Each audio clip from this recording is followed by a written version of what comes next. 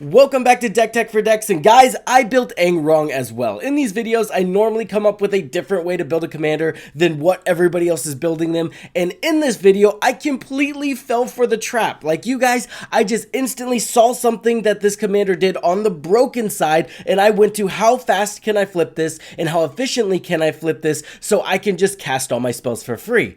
And then I realized while playtesting, why would I ever flip this guy? His front side is actually what's most broken about him. So today I have for you a lot of ways we can bend infinitely, but the deck list in the description down below is going to be the most efficient ways to flip him over. So you're going to get the best of both worlds here. You're going to get a deck list that's trying to do the thing that a lot of people are trying to do, but in it, I'm going to give you a lot of ways you can abuse this commander without ever trying to flip him, and that'll give you the roadmap to build your own degenerate decks. So click on that OneNote link, claim your free $15, get 10% off all of your Tolarian Library proxies, and then let's get right into it. I'm now sponsored with Baron of Dice. This means you guys can get 5% off whenever you guys use the code DT4D or click the link in the description down below. I'm a huge fan of the awesome art on their deck boxes and just the way they look in general, and you can pair up those awesome deck boxes with high quality playmats that match those deck boxes. Thank you, Baron of Dice, for sponsoring this channel.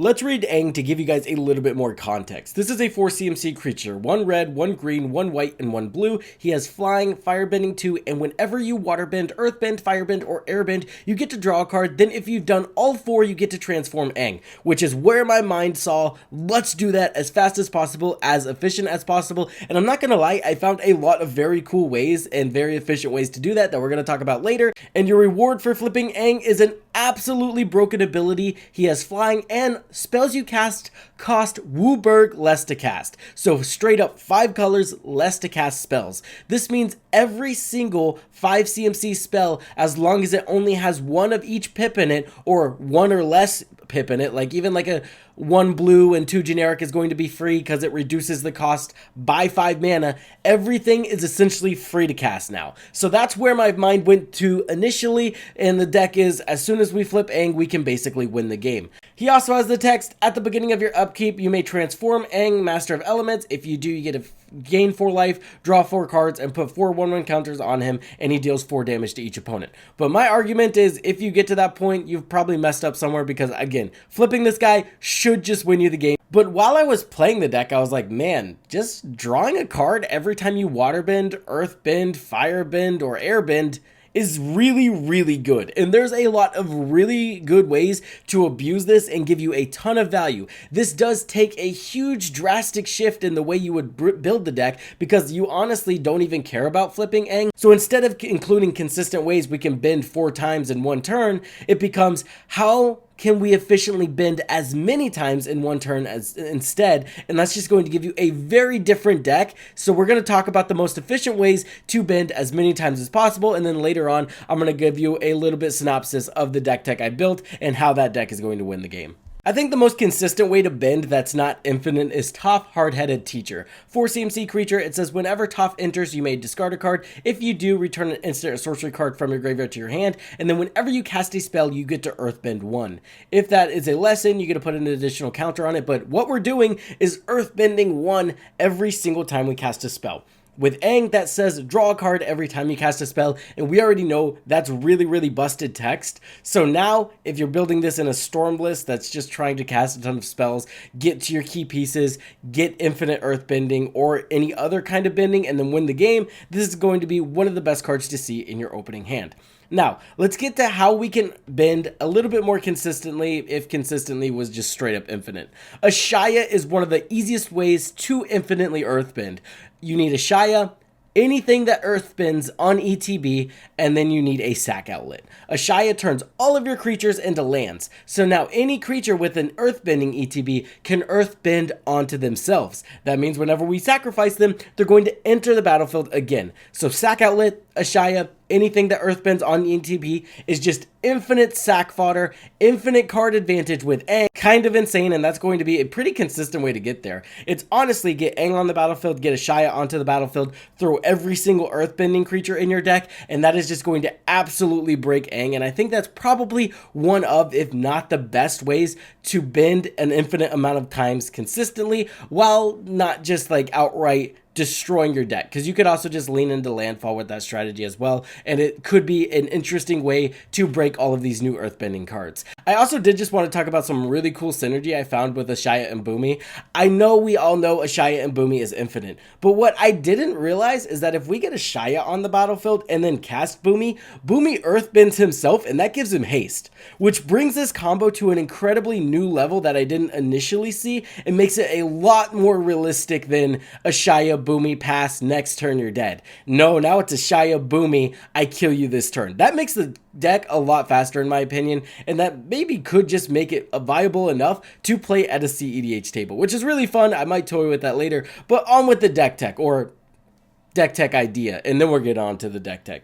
This video is going to be an interesting one, a little bit different. The next thing that I think is going to be consistent as well, and probably the more powerful version of this deck, is airbending an infinite amount of times, because they gifted us with Master Gyatso. Now this, not okay. This is Nadu, kind of. It's 4 CMC, 3 generic, 1 white. Whenever another creature you control becomes the target of a spell or an ability, you may airbend that creature. Airbend means you exile them, and then for 2 mana you can cast them again.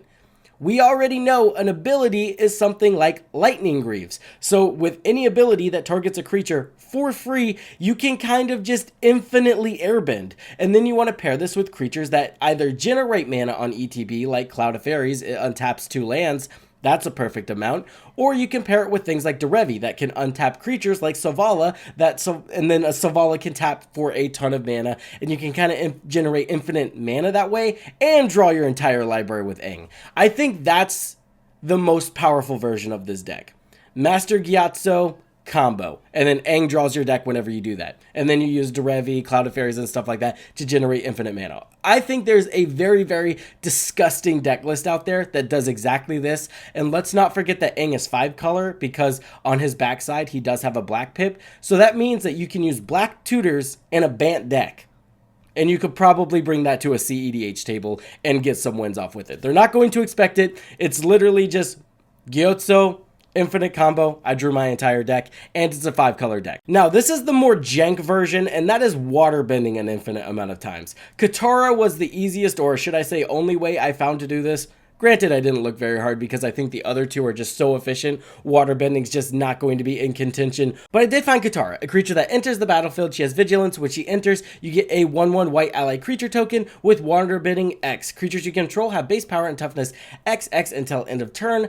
Activate this only during your turn, and the activation can't be 0. So what you do is you pair this with Intruder Alarm. Whenever a creature enters the battlefield, you untap all creatures, and then you get Emiria Soul of the Accord or Stony Brook Schoolmaster. Creatures that allow you to generate bodies whenever you tap them. So you tap them to crew up Katara. That's going to untap all of your creatures because that's going to generate a token, and then whenever all of your creatures are untapped, you can waterbend an additional time.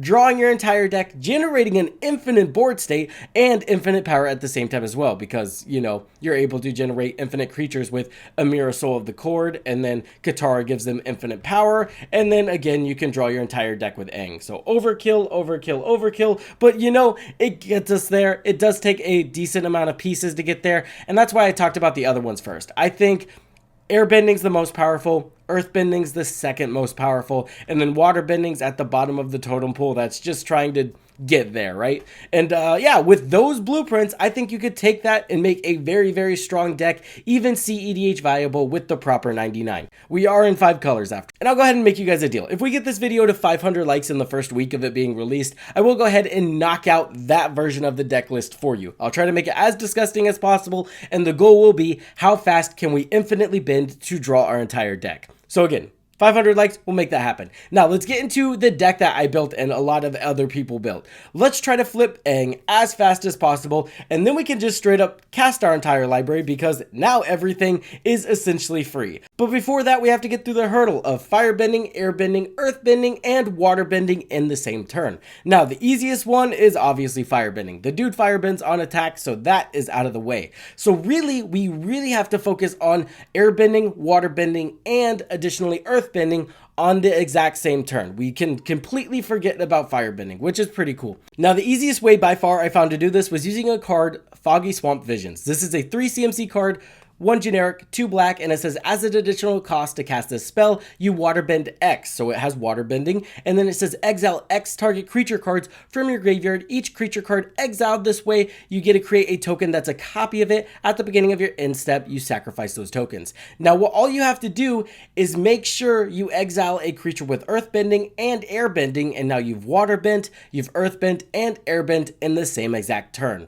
So like Badger Mole Cub, 2 CMC, when it enters, you Earthbend. And then we also have Aang Swift Savior. Whenever he enters the battlefield, you Earthbend. So very easy ways to Airbend and waterbend in the same turn. Attack with Aang, boom, you flip him over, and you've done the thing, and you're ready to storm off and kill the entire table. Waterbender's restoration is a lot worse, but still kind of does the thing. Let's say we already have something that airbends on the battlefield and already something that earthbends on the battlefield. 2 CMC, as an additional cost to cast this spell, we can waterbend X, and then we exile X target creature cards you control and return those cards to the battlefield under their owner's control at the beginning of the next end step. So what we do, we exile those 2 creatures, go to combat, firebend, and then we are able to go to end step. The earthbending and the airbending will enter, and we can flip Aang over, but then we have to pass the turn, which that sucks, but it is still a pretty easy way to get there, and it only costs 2 mana, and you have to waterbend a little bit. Not bad at all. A little bit of a cheeky way you can get there is using Aang's Iceberg with a reanimation effect like Phyrexian Delver. Phyrexian Delver says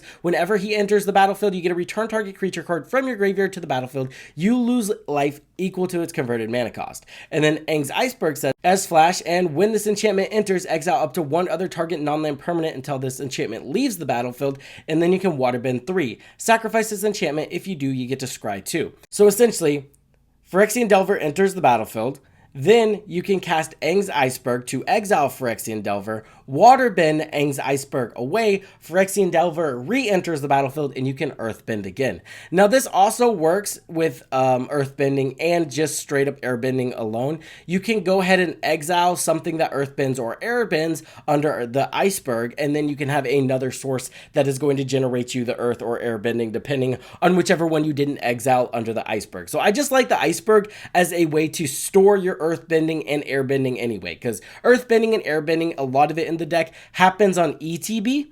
So you can go ahead, exile them, wait for a later turn, and now you are holding a way to waterbend, earthbend, or airbend, and firebend on 1 card, and then you just need to find the other piece, get there, flip Aang. Aang's Iceberg, very good in the deck. Toph is worth noting because, again, Toph is one of the best ways to just earthbend consistently. So if you get Toph on the battlefield, it's going to be as simple as casting an airbending card and then finding a way to waterbend, and you just get there. Same with Gyatso. He's also going to be in this version of the deck. I did put Lightning Greaves in the deck as well, and Temur Battle Carrier, which is going to make whatever you airbend from him free, since it's reducing the cost of all of our spells by at least 2 with it in our commander. So there is still a way to infinitely draw your deck if we get Lightning Greaves, Monk Gyatso, and Temur Battle Carrier on the battlefield. Decent amount of pieces, but you can still draw your deck in this version. And then once I found that, I was like, man, why would you ever flip this guy? And that's when the idea sparked, man, we don't ever have to flip this guy. But at that point, the deck was already built, and I was like, let's give them this deck list, and we'll ask them if they want the other one. I'm also on a decent amount of lessons. They don't do very much in the deck, but when you think about every lesson that airbends, earthbends, or waterbends, drawing you an additional card, they're not the worst. And the other strategy that I morphed into this deck is a wheel deck. This is going to be a wheel deck that Aang is utilizing, and we're going to get card advantage off of our lessons. We're going to use wheels to get all of our key pieces into our graveyard, and then after everything's free, we can kind of just slam Iroh. That's going to give all of our instant sorcery spells flashback, or we can slam Underworld Breach, and that's going to fill our graveyard with more and more wheels, and then we're looking to end the game out with one of those punishing wheel effects like our Keteric Parasites, our Orcish Bowmasters, and our Razorkin Needlehead. Notably, Orcish Bowmasters in the deck, 1, we're going to bracket 3 because F it, and additionally Orcish Bowmasters in the deck because it's a solid way to kill the table with Monk Gyatso, Lightning Greaves, and Temur Battle Carrier, because you just infinitely enter the battlefield and ping the entire table to death. Pretty useful there. You do have to make sure Aang's off the battlefield so you don't deck yourself, but that's not hard because Orcish Bowmasters can also kill Aang. So it kind of just makes a lot of sense that that's just the combo killing in this deck. But again, that's 5 cards. Don't worry, it's not crazy consistent. Other cards I put in the deck because I think they'd be pretty funny are Kefka Court Mage, and additionally I put, Green Goblin in the deck. Green Goblin's going to kind of be like Underworld Breach and allow us to cast the spells we are discarding. We kind of maybe don't even need Underworld Breach in this deck with Green Goblin and Iroh, because they're both going to be kind of the thing that gives us access to our graveyard and what's going to put the nail in the coffin. And then also I put Kefka in the deck because airbending him a ton just seems really, really fun. You blink Kefka a ton, you take their entire hand away while you're drawing into cards, and then if we flip this guy because we get 8 mana on the board, that's also going to be super funny because now we're drawing cards equal to the damage we're dealing, and that just seems like a cool way